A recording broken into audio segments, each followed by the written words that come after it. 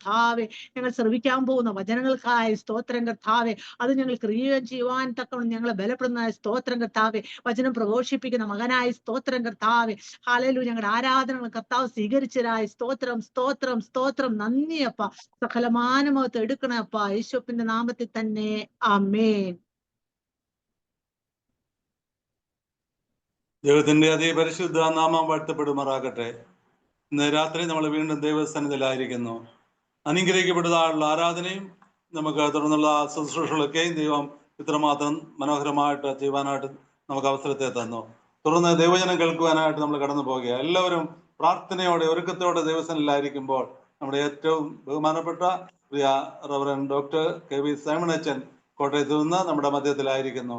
അച്ഛനെ ഇന്ന് അനുഗ്രഹിക്കപ്പെട്ടതായുള്ള ദൈവജനം പകർന്നിരുവാണ്ട് കൊണ്ട് ബലപ്പെടുന്നതിന് വേണ്ടി എല്ലാവരും പ്രാർത്ഥനയോടെ ആയിരിക്കുമ്പോൾ അച്ഛനെ വളരെ സന്തോഷത്തോടെ ബഹുമാനത്തോടെ ഇന്നത്തെ വചനശ്രീക്കായിട്ട് ക്ഷണിച്ചുകൊള്ളുന്നു. ഞാൻ പറയുന്നത് കേൾക്കാമല്ലോ? കേൾക്കാം. കർത്താവിന്റെ അതിപരിശുദ്ധ നാമം വാഴ്ത്തപ്പെടുമാറാകട്ടെ. വീണ്ടും ഈ കൂട്ടായ്മയിൽ സൂം പ്ലാറ്റ്ഫോമിലൂടെ നിങ്ങളെ അഭിസംബോധന ചെയ്യാൻ തക്കവണ്ണം ലഭിച്ച വിലയേറിയ അവസരത്തിനായിട്ട് സ്തോത്രം ചെയ്യുന്നു. അതിന് അവസരം ഒരുക്കി തന്ന പ്രിയ രാജു ടി, റിയാദ് ഗ്രൂപ്പിൽപ്പെട്ട എല്ലാവർക്കായിട്ടും ദൈവത്തെ സ്തുതിക്കുന്നു. നിങ്ങളോടുള്ള നന്ദിയും സ്നേഹവും അറിയിക്കുന്നു. ദൈവം നിങ്ങളെ അനുഗ്രഹിക്കട്ടെ എന്ന് പ്രാർത്ഥിക്കുന്നു. എനിക്ക് ഒരു പ്രാർത്ഥനാ വിഷയമുണ്ട്. ഈ 13-ാം തീയതി ഞാൻ 79 വയസ്സ് പൂർത്തീകരിച്ച് 80-ാം വയസ്സിലേക്ക് പ്രവേശിക്കുകയാണ്. നിങ്ങളുടെ പ്രാർത്ഥന എനിക്ക് ആവശ്യമുണ്ട്. നിങ്ങളെനിക്ക് പ്രാർത്ഥിച്ചുകൊണ്ടിരിക്കണം. തുടർന്ന് ദൈവത്തിൻ്റെ കൃപ അനുഭവിപ്പാൻ തക്കവണ്ണം നിങ്ങൾ തുടർന്നും പ്രാർത്ഥിക്കണമേ എന്ന് പ്രത്യേകമായിട്ട് അപേക്ഷിക്കുന്നു. ഇന്ന് ഈ ആഴ്ചകളിലൊക്കെ നമ്മൾ ധ്യാനിക്കുന്ന വിഷയം വെളിപ്പാട് പുസ്തകത്തിലെ 7 സഭകളെ കുറിച്ചാണ്. കഴിഞ്ഞ 2 ആഴ്ചകളിൽ എഫേസോസിലെ സഭയെക്കുറിച്ചും സ്മുർന്നയിലെ സഭയെക്കുറിച്ചും നമ്മൾ ധ്യാനിച്ചു. ഇന്ന് ധ്യാനിക്കുവാനായിട്ട് ആഗ്രഹിക്കുന്നത് പെർഗമോസിലെ സഭയെക്കുറിച്ചാണ്. അതിനാധാരമായി വെളിപ്പാട് പുസ്തകം 2-ാം അധ്യായം 12 മുതൽ 17 വരെയുള്ള വാക്യങ്ങൾ ആരെങ്കിലും ഒരാൾ വായിച്ച് സഹായിക്കണമേ. പെർഗമോസിലെ സഭയുടെ ദൂതൻ എഴുതുക. മൂർച്ചയേറിയ ഇരുവായ് തലവാൾ ഉള്ളവൻ അരുളി ചെയ്യുന്നത്, നീ എവിടെ പാർക്കുന്നു എന്നും അത് സാത്താന്റെ സിംഹാസനമുള്ളയിടമെന്നും ഞാൻ അറിയുന്നു. നീ എന്റെ നാമം മുറുകെ പിടിച്ചിരിക്കുന്നു. നിങ്ങളുടെ ഇടയിൽ സാത്താൻ പാർക്കുന്നിടത്ത് തന്നെ എന്റെ സാക്ഷിയും വിശ്വസ്തനുമായ അന്തിപ്പാസിനെ കൊന്ന കാലത്ത് പോലും നീ എങ്കിലുള്ള വിശ്വാസം നിഷേധിച്ചിട്ടില്ല. എങ്കിലും നിന്നെക്കുറിച്ച് കുറഞ്ഞൊരു കുറ്റം പറവാനുണ്ട്. ഇസ്രായേൽ മക്കൾ വിഗ്രഹാർപ്പിതം തിന്നേണ്ടതിനും ദുർനടപ്പ് ആചരിക്കേണ്ടതിനും അവരുടെ മുൻപിൽ ഇടർച്ച വയ്പാൻ ബാലാക്കിന് ഉപദേശിച്ചു കൊടുത്ത ബിലയാമിന്റെ ഉപദേശം പിടിച്ചിരിക്കുന്നവർ അവിടെ നിനക്കുണ്ട്. ഔവണ്ണം നിക്കുരാവിയുടെ ഉപദേശം കൈക്കൊള്ളുന്നവർ നിനക്കും ഉണ്ട്. ആകയാൽ മാനസാന്തരപ്പെടുക, അല്ലാഞ്ഞാൽ ഞാൻ വേഗത്തിൽ വന്ന് എന്റെ വായിലെ വാളുകൊണ്ട് അവരോട് പോരാടും. ആത്മാവ് സഭകളോട് പറയുന്നത് എന്തെന്ന് ചെവിയുള്ളവൻ കേൾക്കട്ടെ. ജയിക്കുന്നവന് ഞാൻ മറഞ്ഞിരിക്കുന്ന മന്ന കൊടുക്കും. ഞാൻ അവന് വെള്ളക്കല്ലും ലഭിക്കുന്നവനല്ലാതെ ആരും അറിയാത്തതും ആ കല്ലിന്മേൽ എഴുതിയിരിക്കുന്നതുമായ പുതിയ പേരും കൊടുക്കും. നമുക്ക് പ്രാർത്ഥിക്കാം. ഞങ്ങളെ അതിവാത്സല്യമായി സ്നേഹിക്കുന്ന ഞങ്ങളുടെ സ്വർഗസ്ഥ പിതാവേ, വീണ്ടും ഞങ്ങൾക്ക് ഈ സൂം പ്ലാറ്റ്ഫോമിലൂടെ ദൈവത്തെ ആരാധിക്കുവാനും സ്തുതിക്കുവാനും മഹത്വപ്പെടുത്തുവാനും ദൈവവചനം ശ്രവിക്കുവാനും ലഭിച്ച വിലയേറിയ അവസരത്തിനായിട്ട് നന്ദിയോടെ സ്തോത്രം ചെയ്യുന്നു. കർത്താവേ, അവിടുത്തെ വചനം ജീവനും ചൈതന്യമുള്ളതാണ്. ആത്മാവിനെയും സദ്യമഞ്ചകളെയും തുളച്ചു ചെല്ലുന്നതാണ്. ആ വചനത്തിൻ്റെ മുൻഭാഗങ്ങൾ ഇരിക്കുമ്പോൾ ഞങ്ങളുടെ ജീവിതത്തെ ശോധന ചെയ്യുവാനും ഞങ്ങളുടെ കുറവുകളെ കാണുവാനും അതിനെ പരിഹരിച്ച് ദൈവസന്നിധിയിൽ വിശ്വസ്തരായി ജീവിപ്പാനും അടിയങ്ങൾക്ക് കൃപ നൽകണമെന്ന് പ്രാർത്ഥിക്കുന്നു. ഈ മീറ്റിങ്ങിൽ സംബന്ധിക്കുന്ന എല്ലാവർക്കായിട്ടും സ്തോത്രം. എല്ലാവരെയും കർത്താവ് അനുഗ്രഹിച്ചു വാഴ്ത്തണമേ. തിരുനാമം ഞങ്ങളിൽ കൂടെ മഹത്വം എടുക്കണമേ. യേശുവിൻ്റെ നാമത്തിൽ ഞങ്ങളുടെ പ്രാർത്ഥന കൃപയോടെ കേൾക്കുമാറാകണമേ. ആമീൻ. പ്രിയ സഹോദരി 69-ാം സങ്കീർത്തനം ധ്യാനിച്ചു. അതൊരു മെസ്സിയാനിക് സാമാണെന്ന് പറഞ്ഞു. മിശിഹായെ കുറിച്ചുള്ള പ്രവചന നിവൃത്തി പൂർത്തീകരണം ദാവീദ് അവിടെ വിവരിക്കുന്നതായിട്ടുള്ള ഭാഗങ്ങളെല്ലാം ഉദ്ധരിച്ച് പറഞ്ഞു. പ്രിയ സഹോദരി അതിനായിട്ട് പ്രത്യേകമായിട്ട് അഭിനന്ദിക്കുന്നു. ഇന്ന് പെർഗമോസിലെ സഭയെക്കുറിച്ച് നമ്മൾ ധ്യാനിക്കുമ്പോൾ നമ്മുടെ ജീവിതത്തിൻ്റെ കുറവുകളെ കാണുവാൻ തക്കവണ്ണം ദൈവം നമ്മെ സഹായിക്കട്ടെ എന്ന് പ്രാർത്ഥിക്കുന്നു. പെർഗമോസ് എന്ന വാക്കിൻ്റെ അർത്ഥം ഉന്നതമായത്, ഉയർന്നിരിക്കുന്നത് എന്നാണ് അർത്ഥം. പെർഗമോസിനെ കുറിച്ച് പറയുമ്പോൾ capital city of Asia minor എന്നുള്ള ഒരു പ്രത്യേക പദവി ഈ സ്ഥലത്തിനുണ്ട്. പൊളിറ്റിക്കൽ പവർ, ഇന്റലക്ച്വൽ അച്ചീവ്മെന്റ്, ഇതെല്ലാം ഉള്ള ഒരു സ്ഥലമായിട്ടാണ് പെർഗമോസ് അറിയപ്പെടുന്നത്. എന്നാൽ ഇവിടെ ധാരാളം വിജാതീയ ക്ഷേത്രങ്ങളുണ്ട്. പേഗൻ ടെമ്പിൾസ് ധാരാളമുള്ള ഒരു സ്ഥലമാണ്. 2 ലക്ഷത്തോളം പുസ്തകങ്ങളുള്ളതായ ഒരു ലൈബ്രറി ശേഖരം ഇവിടെ ഉണ്ട്. അങ്ങനെ എല്ലാറ്റിനും പേരും പെരുമയും കേട്ട ഒരു സ്ഥലമായി പെർഗമോസ് എന്ന സ്ഥലം അറിയപ്പെടുന്നു. ഇവിടെ 3 പ്രധാനപ്പെട്ട ക്ഷേത്രങ്ങളുണ്ട്. ടെമ്പിൾ ഫോർ അസ്ക്യുലോപറ്റിയസ്, അത് മെഡിസിനുമായി ബന്ധപ്പെട്ട, ചികിത്സയുമായി ബന്ധപ്പെട്ട ഒരു ഗ്രീക്ക് ഹീറോയെ പ്രതിനിധാനം ചെയ്യുന്ന ക്ഷേത്രമാണ്. ഈ അലോപ്പതിയിൽ പറയുന്നതായിട്ടുള്ള ഭാഗത്ത് അതിൻ്റെ ഒരു സിമ്പിളായിട്ട് കാണുന്നത് ഒരു സ്നേക്ക് ചുറ്റിയിരിക്കുന്ന ഒരു ദണ്ണാണ് ഈ അലോപ്പതിയുടെ സിമ്പിളായിട്ട് കാണിക്കുന്നത്. അപ്പോൾ അതിൻ്റെ ഒരു ക്ഷേത്രമാണ് ഇവിടെ ഉള്ളതൊന്ന്. രണ്ടാമതായിട്ടുള്ള ഒരു ക്ഷേത്രം എന്ന് പറയുന്നത് ടെമ്പിൾ ഫോർ സിയസ്, പവറും അതോറിറ്റിയുമുള്ള ഗ്രീക്ക് ഗോഡ് ഓഫ് സ്കൈ. ആ സ്കൈ അധികാരമുള്ള ഒരു ദേവതയായിട്ടാണ് കാണപ്പെടുന്നത്. മൂന്നാമത്തെ ഒരു ടെമ്പിൾ എന്ന് പറയുന്നത് റോമൻ സീസർ, റോമ കൈസർക്ക് പേരിലുള്ളതായ ഒരു ക്ഷേത്രം. ഇങ്ങനെ വിജാതീയമായ 3 ക്ഷേത്രങ്ങൾ സ്ഥിതി ചെയ്യുന്ന ഒരു സ്ഥലമാണ് പെർഗമോസ് എന്ന് പറയുന്നത്.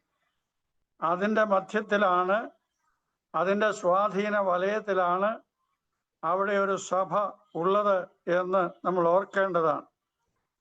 എന്നാൽ ആ സമയത്തൊന്നും ഈ പെർഗമോസിലെ സഭ അവരുടെ വിശ്വാസം ത്യജിച്ചില്ല എന്ന് പറയുന്നുണ്ട്. അന്തിപ്പാസിനെ കൊന്ന കാലത്ത് പോലും നിങ്ങൾ നിങ്ങളുടെ വിശ്വാസം ത്യജിച്ചില്ല എന്ന് പ്രശംസിച്ച് പറയുന്നതായിട്ടുള്ള ചില ഭാഗങ്ങളുണ്ട്. അന്തിപ്പോസ് ഈ പെർഗമോസിലെ സഭയിലെ ഒരു രക്തസാക്ഷിയായി തീർന്ന വ്യക്തിയാണ്. എന്നാൽ ചില സന്ദർഭങ്ങളിൽ ചില ആളുകൾ സത്യവിശ്വാസം ത്യജിച്ച് വിജാതീയ വിശ്വാസത്തോടും വിജാതീയ അനുഭവങ്ങളോടും പൊരുത്തപ്പെട്ട് കോംപ്രമൈസ് ചെയ്ത് പോയതായിട്ടുള്ള അനുഭവങ്ങളുണ്ട്. അതുകൊണ്ട് ഈ പെർഗമോസിലെ സഭയെക്കുറിച്ച് ദൈവദാസന്മാർ പറയുന്നത് it is A compromising church എന്നാണ്. വിജാതീയ അനുഭവങ്ങളോടും ഭൗതിക അനുഭവങ്ങളോടും ഭൗതികമായ സാഹചര്യങ്ങളോടും അതിൻ്റെ സമ്മർദ്ദങ്ങളോടും വഴങ്ങി പൊരുത്തപ്പെട്ടു പോയതായിട്ടുള്ള ഒരു സഭ എന്ന നിലയിൽ ഈ പെർഗമോസിലെ സഭയെക്കുറിച്ച് കർത്താവ് ഒരു കുറവ് ഉള്ളതായിട്ട് പറഞ്ഞിരിക്കുന്നുണ്ട്. They drifted from original doctrine. സാഹചര്യങ്ങളുടെ സമ്മർദ്ദത്തിന് വഴങ്ങി അവര് ഭൗതികമായ ചില കാര്യങ്ങളിൽ അതിൻ്റെ സമ്മർദ്ദങ്ങൾക്ക് വഴങ്ങി അവിടെ ജീവിച്ചതായിട്ടുള്ള ചില അനുഭവങ്ങളെ കുറിച്ച് ഈ ഭാഗത്ത് രേഖപ്പെടുത്തുന്നുണ്ട്. ഈ ലേഖനം the letter is address practically, പ്രായോഗിക നിർദ്ദേശങ്ങൾ അടങ്ങിയ ഒരു ലേഖനമാണ്. പ്രൊഫറ്റിക്കലി ഉള്ള ഒരു ലേഖനമാണ്. അതായത് അവരുടെ ദോഷങ്ങളെ കുറിച്ച്, അവരുടെ തെറ്റായ മുന്നറിയിപ്പ് നൽകുന്ന ഒരു ലേഖനമാണ്. അതുപോലെ തന്നെ പേഴ്സണലായിട്ട് പറയുന്ന ഒരു ലേഖനമാണ്. വ്യക്തിപരമായിട്ടുള്ള പരാമർശങ്ങൾ ഇവിടെ എല്ലാം ഉള്ളതായിട്ട് നമ്മൾ കാണുന്നുണ്ട്. അതുപോലെ തന്നെ പറയുന്നതായിട്ടുള്ള മറ്റൊരു കാര്യം, ഇവിടെ നിങ്ങളുടെ ഇടയിൽ സാത്താന്റെ സിംഹാസനമുണ്ട് എന്ന് പറയുന്നു. സൈറ്റൻസ് ത്രോൺ സ്ഥിതി ചെയ്യുന്ന ഒരു സ്ഥലം. ലോകം സാത്താന്റെ അധീനതയിലായിരിക്കുന്നു എന്ന് വേദപുസ്തകത്തിന്റെ പല ഇടങ്ങളിൽ നമുക്ക് വായിക്കുവാനായിട്ട് സാധിക്കുന്നുണ്ട്. സാത്താന് പല പേരുകൾ വേദപുസ്തകത്തിൽ കൊടുത്തിട്ടുണ്ട്. അതിലൊന്ന് ഡെവിൾ, പിശാച് എന്നാണ്. ലൂസിഫർ എന്ന് പറയുന്നുണ്ട്, ഗർവിയായവൻ.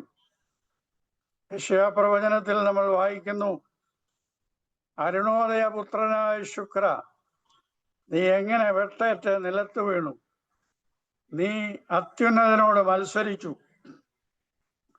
അവന്റെ സിംഹാസനത്തിൽ ഞാൻ പ്രവേശിക്കും, അവിടെ ഞാൻ കയറി വരും എന്നൊക്കെ പറഞ്ഞ് ഗർവിഷ്ഠനായ ലൂസിഫറിനെ കുറിച്ച് യെശയ്യാപ്രവാചകന്റെ പുസ്തകത്തിൽ രേഖപ്പെടുത്തിയിട്ടുണ്ട്. സാത്താന്റെ മറ്റൊരു പേരാണ് ബെൽസബൂബ്. അത് ഭൂതങ്ങളുടെ തലവനെന്നാണ്. കർത്താവ് സൗഖ്യമാക്കിയ സമയത്ത് കർത്താവിനെ പരിഹസിച്ചതായിട്ടുള്ള ആളുകളുണ്ട്.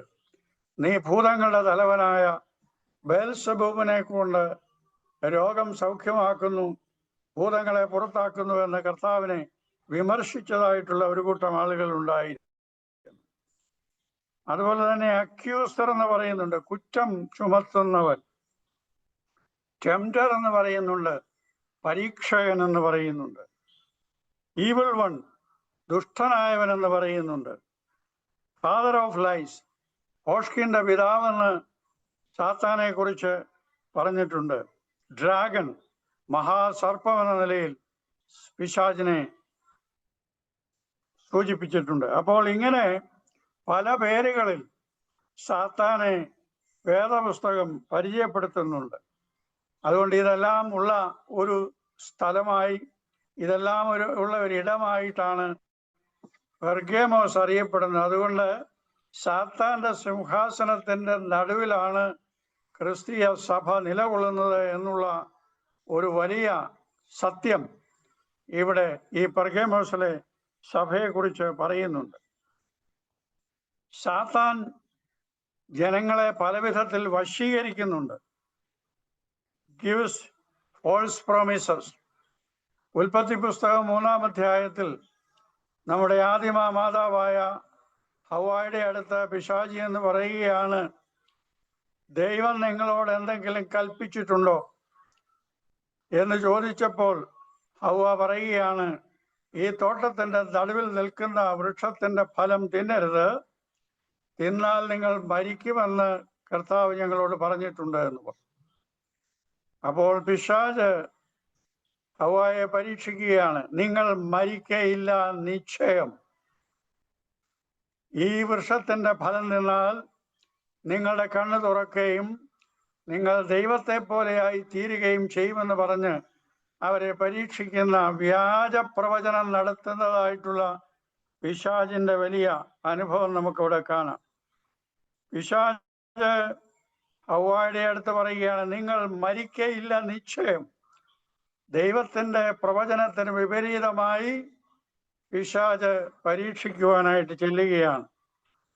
അതുപോലെ തന്നെ സാത്താൻ അസൂയയും അഹങ്കാരവും അതുപോലെ തന്നെ തിന്മയും ജഡ അഭിലാഷവും മനുഷ്യന്റെ ഉള്ളിൽ പ്രകടിപ്പിച്ച് മനുഷ്യനെ പരീക്ഷിക്കുവാനായിട്ട് ഒരുമ്പെടുന്നതായിട്ട് വേദപുസ്തകം നമ്മെ വെളിപ്പെടുത്തുന്നു. സ്വാർത്ഥതയുടെ പരിവേഷമാണ് സാത്താൻ എന്ന് പറയുന്നത്. 7 സൈറ്റനിക് ഡിസെപ്ഷൻസ് വേദപുസ്തകത്തിൽ പറഞ്ഞിട്ടുണ്ട്. മനുഷ്യരെ വശീകരിക്കുന്ന, ദൈവമക്കളെ വശീകരിക്കുന്ന 7 കാര്യങ്ങൾ, സാത്താന്റെ വശീകരണത്തിന്റെ 7 കാര്യങ്ങൾ, 7 തലങ്ങൾ വേദപുസ്തകത്തിൽ പറഞ്ഞിട്ടുണ്ട്. ഒന്ന്, ഫോൾസ് ഡോക്ട്രിൻസ്, വ്യാജമായ ഉപദേശങ്ങൾ പറയുന്നു. തീമോത്തിയോസിന്, അപ്പോസ്തലനായ പൗലോസ് തീമോത്തിയോസിനോട് പറയുകയാണ്, കർണരഹസ്യമാകുമാറുള്ള ഉപദേശം ചിലർക്ക് താല്പര്യമുണ്ട്, എന്നാൽ അങ്ങനെയുള്ള ഉപദേശത്തിൽ നീ ആകൃഷ്ടനായി തീരരുത് എന്ന് പറയുന്നു. അതുപോലെ തന്നെ രണ്ടാമതായിട്ട് ലസ്റ്റ്, 1 യോഹന്നാൻ 2-ാം അധ്യായത്തിൽ പറയുന്നുണ്ട്, ജഡമോഹം, കൺമോഹം, ജീവനത്തിന്റെ പ്രതാപം. ഇതുകൊണ്ട് വശീകരിക്കാനായിട്ട് സാത്താൻ പരിശ്രമിക്കുന്നുണ്ട്. നമ്മുടെ കർത്താവിനെ മരുഭൂമിയിൽ വെച്ച് പിശാച് പരീക്ഷിച്ചത് ഇങ്ങനെയാണ്. ജഡമോഹം, ആഹാരം കല്ലപ്പമായി തീരുവാൻ പറയുക. കൺമോഹം, ലോകത്തിന്റെ സകല രാജ്യങ്ങളെയും കാണിച്ച് അതിൻ്റെ ആകർഷണത്തെ വലയത്തിൽ വീണിട്ട് നിന്നെ ഇതെല്ലാം നിനക്ക് തരാമെന്ന് പറയുന്ന ഒരു പരീക്ഷണം. ജീവനത്തിന്റെ പ്രതാപം, ദൈവാലയത്തിന്റെ അഗ്രത്തിൽ കയറി നിന്ന് താഴോട്ട് ചാടുക, അവരെ പ്രലോഭിപ്പിക്കുവാനായിട്ട് സാധിക്കുക. ഇങ്ങനെ 3 പരീക്ഷകൾ കർത്താവിൻ്റെ അടുത്ത് സാത്താൻ കൊണ്ടുവന്നിട്ടുണ്ട്. മൂന്നാമതായിട്ട് പ്രൈഡ്, ഗർവം.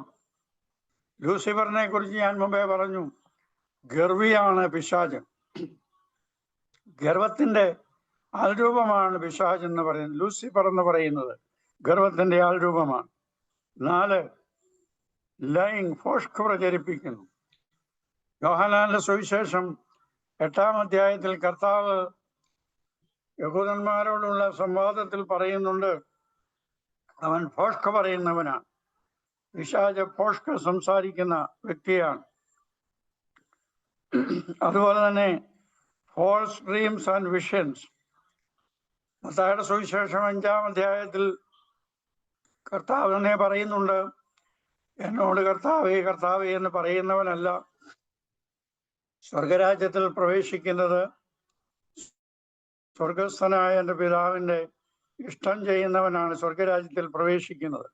നിങ്ങൾ എൻ്റെ അടുത്ത് വന്ന് പറയും, നിന്റെ നാമത്തിൽ ഞങ്ങൾ പ്രവചിച്ചു, നിന്റെ നാമത്തിൽ ഞങ്ങൾ ഭൂതങ്ങളെ പുറത്താക്കി, നിന്റെ നാമത്തിൽ ഞങ്ങൾ അതിശയ പ്രവൃത്തികൾ ചെയ്തു എന്ന് പറയുമ്പോൾ കർത്താവ് അവരോട് പറയുന്നത്, ഫോഷ്ക് പറയുന്നവരെ എന്നെ വിട്ടുപോകുകയും ഞാൻ നിങ്ങളെ അറിയുന്നില്ല എന്ന് പറയുന്ന അനുഭവം.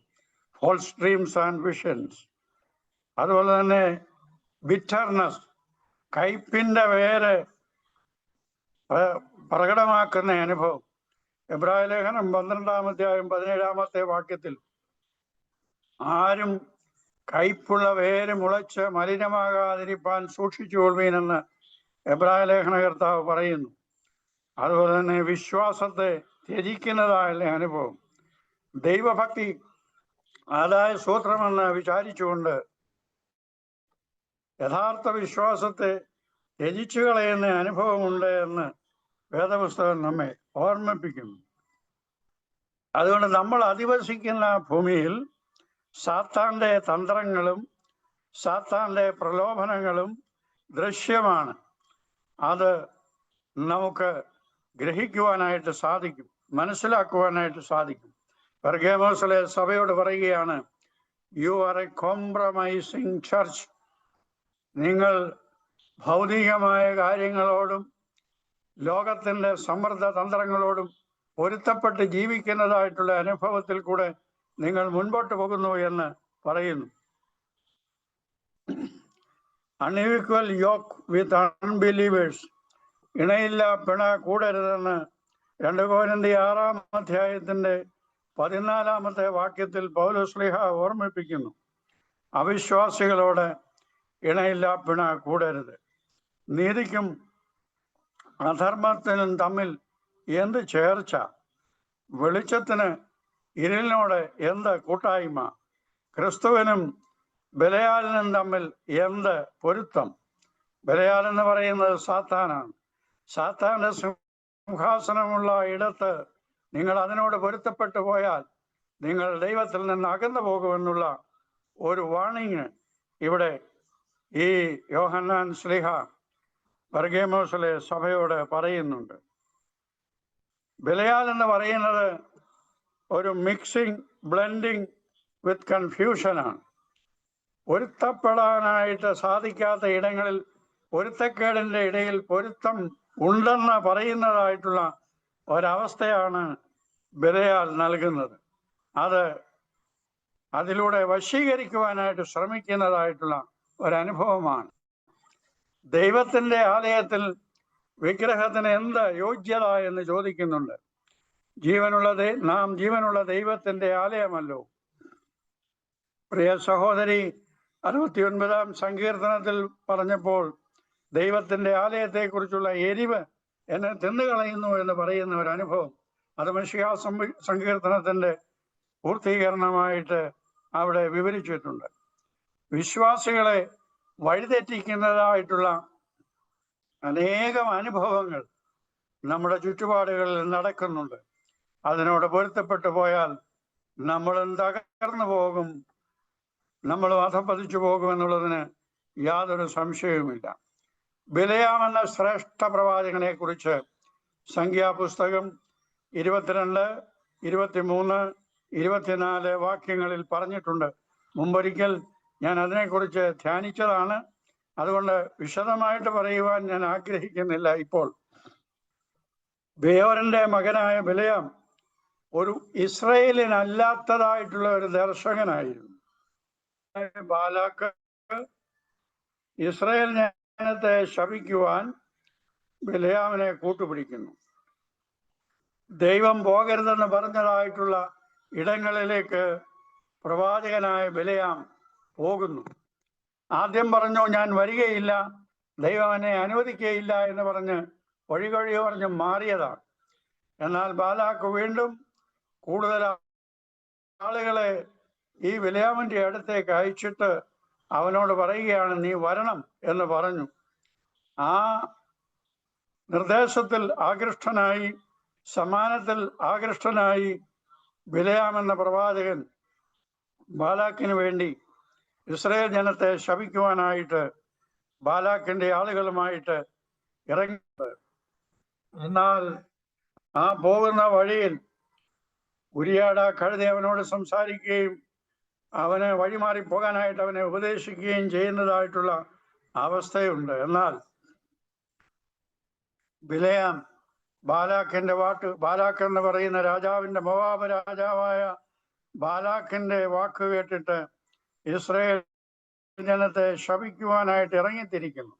പക്ഷേ ഇസ്രായേൽ ജനത്തിന് ശാപമുണ്ടായില്ല.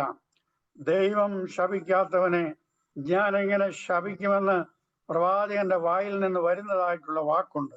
സംഖ്യാപുസ്തകം 23-ാം അധ്യായം 28, 29 വാക്യങ്ങൾ നമ്മൾ വായിക്കുമ്പോൾ ബിലയാം ബാലാക്കിനോട് ചേർന്ന് യാഗപീഠം പണിയുന്നു. ദൈവത്തിന് വിരോധമായ ഒരു യാഗപീഠം പണിതു. യാഗപീഠം പണിത് അവിടെ യാഗം കഴിച്ചു. അവർ ജാതീയ വിഗ്രഹങ്ങളെ ആരാധിച്ചു. 106-ാം സങ്കീർത്തനം 35 മുതലുള്ള വാക്യങ്ങൾ നമ്മൾ വായിക്കുന്നത്, അവർ ബാൽ പെയോരിനോട് ചേർന്നു പ്രേതങ്ങൾക്കുള്ള ബലികളെ കഴിച്ചു. അവർ തങ്ങളുടെ മക്കളെ കനാന്യ വിഗ്രഹങ്ങൾക്ക് ബലി കഴിച്ചു. അങ്ങനെ ദേശം രക്തപാതകം കൊണ്ട് അശുദ്ധമായി തീർന്നു എന്ന് നമ്മൾ വായിക്കുന്നു. അതിന്റെ കാരണക്കാരനാരാണ്?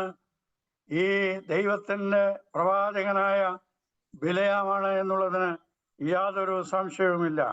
ദൈവജനം ബിലയാം മുഖാന്തരം ശാപത്തിലേക്ക് വഴുതി വീണു. മോവാബിയ സ്ത്രീകൾ ഇസ്രായേൽ ജനത്തെ വശീകരിച്ചു. മോവാബിയ വിഗ്രഹങ്ങളെ അവർ ആരാധിച്ചു.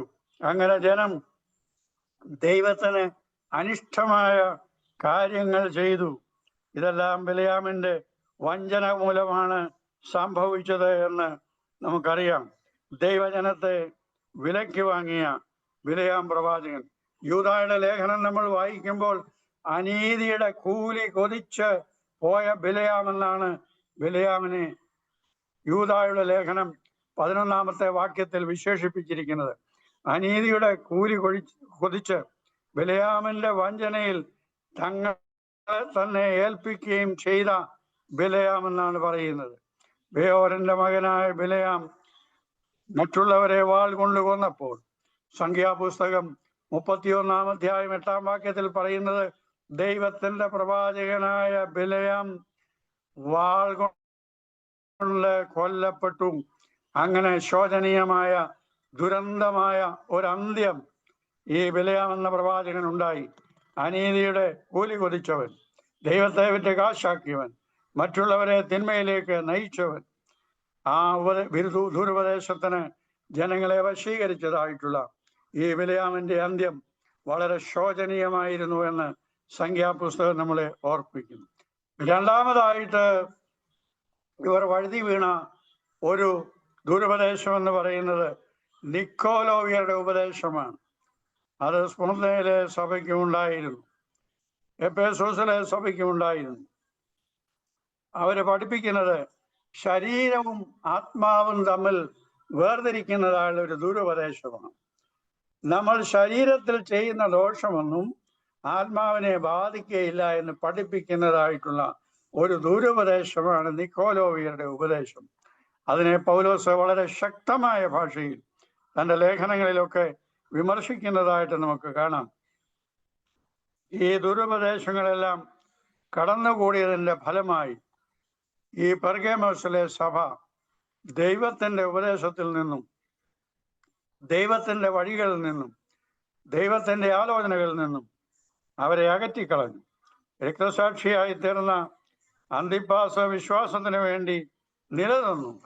എന്നാൽ അവരിൽ ചിലർ ഈ ദുരുപദേശങ്ങളിൽ വീണ് കർത്താവിൻ്റെ ഉപദേശത്തെ ഉപേക്ഷിച്ച് കളഞ്ഞതായിട്ട് നമുക്കിവിടെ കാണാൻ സാധിക്കും.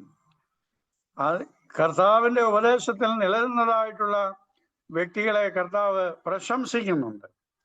എന്നാൽ ദുരുപദേശത്തിൽ വീണ് തെറ്റായ ഉപദേശത്തിലേക്ക് മാറിപ്പോയ ആളുകളോട് പറയുകയാണ്, നിങ്ങൾ മാനസാന്തരപ്പെടുക, നിങ്ങൾ മടങ്ങി വരിക, അല്ല ഞാൻ എൻ്റെ വായിലുള്ള വാൾ കൊണ്ട് ഞാൻ നിങ്ങളെ ന്യായം വിധിക്കുമെന്ന് പറയുന്നതായിട്ടുള്ള അനുഭവം. ജയിക്കുന്നവർക്ക് ലഭിക്കുന്നതായുള്ള പ്രതിഫലമുണ്ട്. അത് മറഞ്ഞിരിക്കുന്ന മന്നായാണ്. കർത്താവിൻ്റെ പെട്ടകത്തിൽ മറച്ചു വെച്ചിരിക്കുന്ന മന്നായാണ് അത് മറഞ്ഞിരിക്കുന്ന മന്ന എന്ന് പറയുന്നു. എബ്രായ ലേഖനം 9-ാം അധ്യായത്തിൽ അതിൻ്റെ ആദ്യത്തെ വാക്യങ്ങളിൽ കർത്താവിൻ്റെ നിയമപ്പെട്ടകത്തെ കുറിച്ച് പറഞ്ഞിരിക്കുന്നതായിട്ടുള്ള ഭാഗത്ത് സൂചിപ്പിച്ചിട്ടുണ്ട്, മറഞ്ഞിരിക്കുന്ന മന്ന.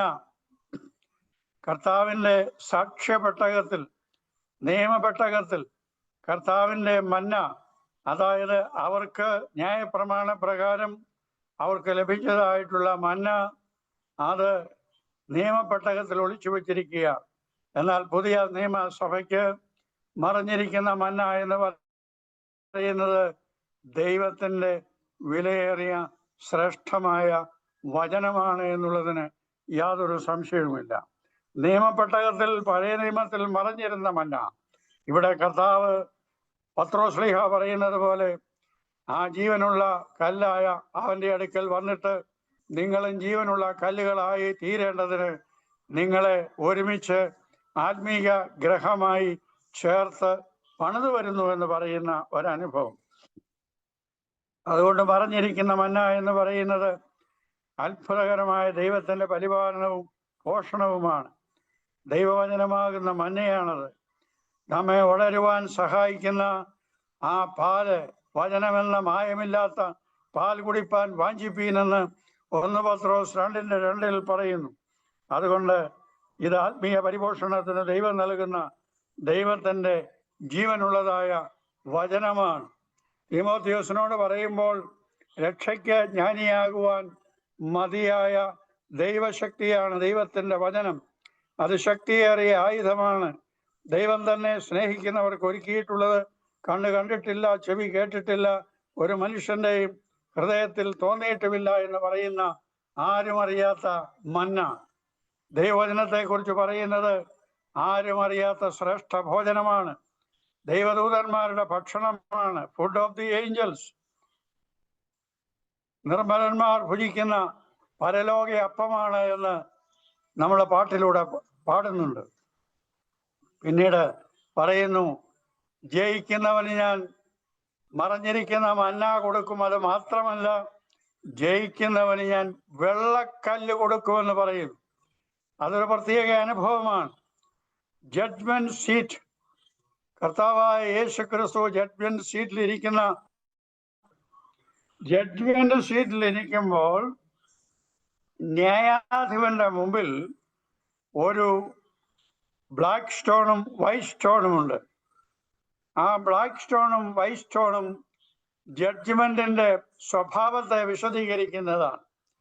ബ്ലാക്ക് സ്റ്റോൺ എന്ന് പറയുന്നത് ന്യായം വിധിക്കുന്നതായിട്ടുള്ള അവസ്ഥയാണ്. അവിടെ കുറ്റം വിധിക്കുകയാണ്, ന്യായം വിധിക്കുകയാണ്, അവർക്ക് ശിക്ഷ വിധിക്കുകയാണ്.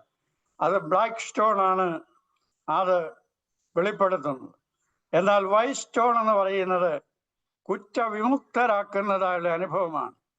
കർത്താവായ യേശു ക്രിസ്തു ആ ന്യായാധിപന്റെ സിംഹാസനത്തിൽ ഇരിക്കുമ്പോൾ ആ വെള്ളക്കല്ലിലൂടെ നമുക്ക് കുറ്റവിമുക്തി നൽകിയിരിക്കുന്നതായുള്ള അനുഭവമുണ്ട്. റോമാലേഖനം 8-ാം അധ്യായത്തിൽ പറയുന്നു, അതുകൊണ്ട് ഇപ്പോൾ ക്രിസ്തുവേശുവിലുള്ളവർക്ക് ഒരു ശിക്ഷാവിധിയുമില്ല. ഈ ബ്ലാക്ക് സ്റ്റോൺ കറങ്ങി വരുമ്പോഴാണ് നമുക്ക് കുറ്റവിമുക്തർ എന്ന വൈറ്റ് സ്റ്റോണിലേക്ക് നമ്മൾ പ്രവേശിക്കുന്നത്. യേശു കർത്താവ് നമുക്ക് വേണ്ടി ശിക്ഷ ഏറ്റതുകൊണ്ട് നമുക്ക് ഇനിയും യാതൊരു ശിക്ഷാവിധിയുമില്ല. നമ്മുടെ ശിക്ഷാവിധിയെ അവൻ മായ്ച്ചു കളഞ്ഞിരിക്കുന്നു. നമുക്കിനിയും വൈറ്റ് സ്റ്റോൺ ആണ് അവകാശമായിട്ടുള്ളത് എന്ന് ഇവിടെ പ്രസ്താവിക്കുന്നു. ഈ വൈറ്റ് സ്റ്റോണിനെ കുറിച്ച് പറയുന്നത് it is simple of heavenly citizenship. സ്വർഗീയ പൗരത്വത്തിന്റെ ഒരടയാളമാണ് ഈ white stone. It is simple of victory, വിജയത്തിന്റെ അടയാളമാണ്. It is simple of adoption, നമ്മളെ ദൈവത്തിന്റെ മക്കളായി തിരഞ്ഞെടുക്കപ്പെട്ടിരിക്കുന്നതായിട്ടുള്ള അഡോപ്ഷൻ, ദത്തെടുത്തിരിക്കുന്ന അനുഭവമാണ് ഈ വൈറ്റ് സ്റ്റോൺ എന്ന് പറയുന്നത്. Granted access to the heavenly banquet, സ്വർഗീയ പന്തിഭോജനത്തിന് നമ്മളെ അവകാശികളാക്കി തീർക്കുന്നതായ അവസ്ഥയാണ്. കർത്താവായ യേശു ക്രിസ്തു പറയുന്നുണ്ട്, ആകയാൽ നിങ്ങൾ എൻ്റെ പിതാവിനാൽ അനുഗ്രഹിക്കപ്പെട്ടവരെ, നിങ്ങൾ അകത്ത് പ്രവേശിച്ച് ലോകാരംഭത്തിന് മുമ്പ് നിങ്ങൾക്കായി ഒരുക്കിയിരിക്കുന്ന രാജ്യാവകാശമായി അനുഭവിച്ചുകൊള്ളുവീൻ. ഹെവൻലി ബാങ്ക്വറ്റിലേക്ക് നമ്മൾ പ്രവേശിക്കുകയാണ്. We are given a new name, നമുക്കൊരു പുതിയ പേര് നൽകിയിട്ടുണ്ട്. കുഞ്ഞാടിന്റെ രക്തത്തിൽ അങ്കി വെളുപ്പിച്ചവർ. ഇന്നത്തെ സഭയുടെ സ്ഥിതിയെക്കുറിച്ച് നമ്മൾ ചിന്തിക്കേണ്ടതാണ്. ഇന്നത്തെ സഭ എങ്ങനെയായിരിക്കുന്നു? പെർഗമോസിലെ സഭ കോംപ്രമൈസിങ് ചർച്ചായി. വേറൊരു ദൈവഭക്തൻ പറഞ്ഞിരിക്കുന്നത്, പെർഗമോസിലെ സഭ മാരീഡ് ദ വേൾഡ്, ലോകത്തെ വിവാഹം കഴിച്ചിരിക്കുന്ന ഒരു സഭയായിട്ടാണ് ഈ കോംപ്രമൈസിങ് ചർച്ചിനെ ഉപമിച്ചിരിക്കുന്നത്. ലോകത്തോട് അനുരൂപപ്പെടുന്നു. പൗലോസ്ലീഹ റോമാലേഖനം 12-ാം അധ്യായത്തിൽ പറയുന്നത്, ഈ ലോകത്തിന് അനുരൂപമാകാതെ നന്മയും പൂർണ്ണതയും പ്രസാദവുമുള്ള ദൈവഹിതം ഇന്നതെന്ന് തിരിച്ചറിയേണ്ടതിന് മനസ്സ് പുതുക്കി രൂപാന്തരപ്പെടുവീനെന്ന് പറയുന്നു. ലോകത്തോടുള്ള അനുരൂപതയിൽ നിന്ന് മാറി, സാത്താന്യ സമ്മർദ്ദങ്ങൾക്ക് വഴങ്ങുന്നതിൽ നിന്ന് മാറി, ദൈവത്തോട് അടുപ്പം പ്രഖ്യാപിക്കുക, ദൈവത്തിന്റെ സന്നിധിയിലേക്ക് അടുത്തു വരിക, ദൈവത്തോട് അഭിമുഖമായി തീരുക, ദൈവികമായ ആലോചനയ്ക്ക് വിധേയപ്പെടുക. ഇതാണ് പെർഗമോസിലെ സഭയോട് യോഹന്നാൻ ശ്ലീഹ നൽകുന്ന ഉപദേശം. സാത്താൻ വർഷിപ്പ് എന്ന് പറയുന്നത് ബോഡിലി ഓട്ടോണമിയാണ്. സാത്താൻ വർഷിപ്പിൽ പറയുന്നതാണ്, നമ്മുടെ ശരീരത്തിന് നമ്മുടെ മേൽ അവകാശമുണ്ട്, അധികാരമുണ്ട്. നമ്മുടെ ശരീരത്തെ നമുക്ക് തന്നെ നിയന്ത്രിക്കാനായിട്ട് കഴിയുമെന്ന് പറയുന്ന ദുരുപദേശമാണ് അവിടെ പറയുന്നത്. എന്നാൽ അത് നമുക്ക് സാധ്യമല്ല. നമ്മുടെ ശരീരം ദൈവത്തിന്റെ ആലയമാണ്. നിങ്ങൾ ദൈവത്തിന്റെ ആലയമെന്നും ദൈവത്തിന്റെ ആത്മാവ് നിങ്ങളിൽ വസിക്കുന്നുവെന്നും നിങ്ങൾ അറിയുന്നില്ലയോ? ദൈവത്തിന്റെ ആത്മാവ് വസിക്കുന്ന നിങ്ങളുടെ ശരീരം ദൈവത്തിന് വിശുദ്ധമാണ്. ദൈവമന്ദിരം വിശുദ്ധമായതുപോലെ തന്നെ നിങ്ങളും ദൈവത്തിന് വിശുദ്ധമാണ് എന്ന് പറയുന്നതായിട്ടുള്ള അനുഭവമാണ് അവിടെ നമുക്ക് കാണുവാനായിട്ട് സാധിക്കുന്നത്. ഇത് പാപത്തിൽ നിന്ന് വിടുതൽ, ശിക്ഷാവിധി എന്നുള്ള വിടുതൽ പ്രാപിക്കുവാനായിട്ടാണ് ദൈവം നമുക്ക് ഈ അനുഗ്രഹങ്ങൾ നൽകിയിരിക്കുന്നത്. ഇതിനു വേണ്ടി എന്താണ് ചെയ്യേണ്ടത്? എഫെസ്യ ലേഖനം 6-ാം അധ്യായത്തിന്റെ 19 വാക്യങ്ങളിൽ വായിക്കുമ്പോൾ അവിടെ പറയുന്നുണ്ട്, സാത്താന്റെ തന്ത്രങ്ങളോട് എതിർത്ത് നിൽക്കുന്നതിന് ദൈവത്തിന്റെ സർവായുധവർഗം ധരിച്ചുകൊള്ളണം.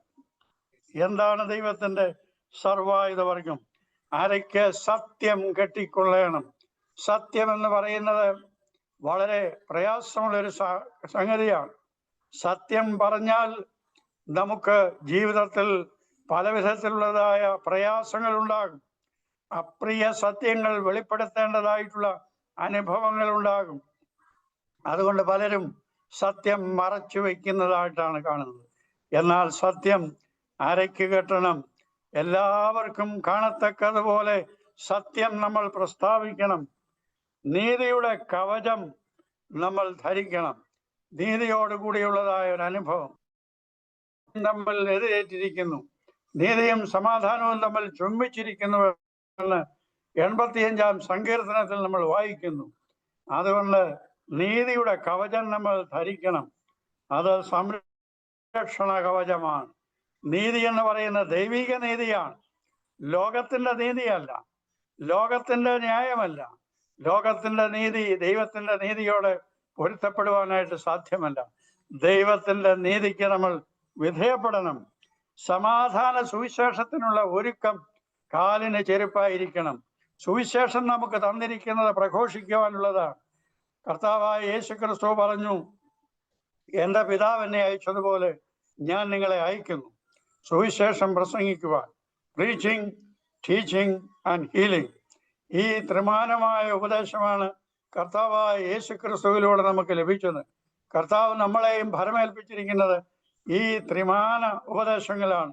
Preaching, teaching and healing. ഇത് സഭയെ ഭരമേൽപ്പിച്ചിരിക്കുന്ന വലിയ ശുശ്രൂഷയാണ്.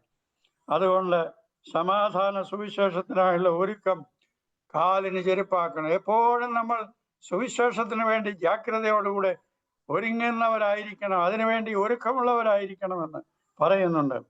വിശ്വാസം എന്ന പരിച പിടിച്ചുകൊള്ളണം. സാത്താന്റെ തീയമ്പുകളെ ചെറുക്കേണ്ടതിന് സാത്താൻ ആരെ വിഴുങ്ങേണ്ടുവെന്ന് വിചാരിച്ച് ചുറ്റിത്തിരിയുകയാണ്.